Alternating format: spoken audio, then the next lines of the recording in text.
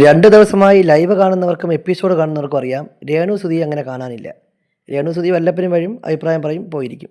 അതല്ലാതെ മറ്റൊരു കണ്ടൻറ്റും കൊടുക്കുന്നില്ല.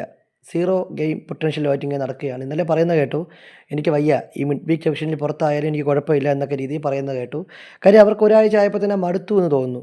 അപ്പോൾ ഇവരെ നമ്മൾ ആകാംക്ഷയോടെ ഒരുപാട് പ്രേക്ഷകർ കാത്തിരിക്കുന്ന പെർഫോമൻസ് കാണാൻ വേണ്ടി കാത്തിരിക്കുന്ന ഒരാളാണ് രേണു സുധി. പക്ഷേ രേണു സുധിക്ക് ബിഗ് ബോസ് വീട് ഒട്ടും പൊരുത്തപ്പെടാൻ സാധിക്കാത്ത രീതിയിൽ ഇമോഷണലി തകരുന്ന പല കാഴ്ചയും നമ്മൾ കണ്ടു. എന്തായാലും രേണു സുധിക്ക് എന്താണ് സംഭവിച്ചത്, രേണു സുധിയെ കാണാനില്ല എന്നൊക്കെയുള്ള തരത്തിൽ ട്രോളുകൾ സോഷ്യൽ മീഡിയയിൽ ഇപ്പം നിറയുന്നുണ്ട്. 2 ദിവസമായി ലൈവ് കാണുന്നവർക്കും എപ്പിസോഡ് കാണുന്നവർക്കും അറിയാം രേണു സുധിയെ അങ്ങനെ കാണാനില്ല. രേണു സുധി വല്ലപ്പനും വഴിയും അഭിപ്രായം പറയും പോയിരിക്കും. അതല്ലാതെ മറ്റൊരു കണ്ടൻറ്റും കൊടുക്കുന്നില്ല. സീറോ ഗെയിം പൊട്ടൻഷ്യലുമായിട്ട് ഇങ്ങനെ നടക്കുകയാണ്. ഇന്നലെ പറയുന്നത് കേട്ടു, എനിക്ക് വയ്യ, ഈ മിഡ് വീക്ക് സെക്ഷനിൽ പുറത്തായാലും എനിക്ക് കുഴപ്പമില്ല എന്നൊക്കെ രീതിയിൽ പറയുന്നത് കേട്ടു. കാര്യം അവർക്ക് ഒരാഴ്ച ആയപ്പോൾ തന്നെ മടുത്തു എന്ന് തോന്നുന്നു. അപ്പോൾ ഇവരെ നമ്മൾ ആകാംക്ഷയോടെ ഒരുപാട് പ്രേക്ഷകർ കാത്തിരിക്കുന്ന പെർഫോമൻസ് കാണാൻ വേണ്ടി കാത്തിരിക്കുന്ന ഒരാളാണ് രേണു സുധി. പക്ഷേ രേണു സുധിക്ക് ബിഗ് ബോസ് വീട് ഒട്ടും പൊരുത്തപ്പെടാൻ സാധിക്കാത്ത രീതിയിൽ ഇമോഷണലി തകരുന്ന പല കാഴ്ചയും നമ്മൾ കണ്ടു.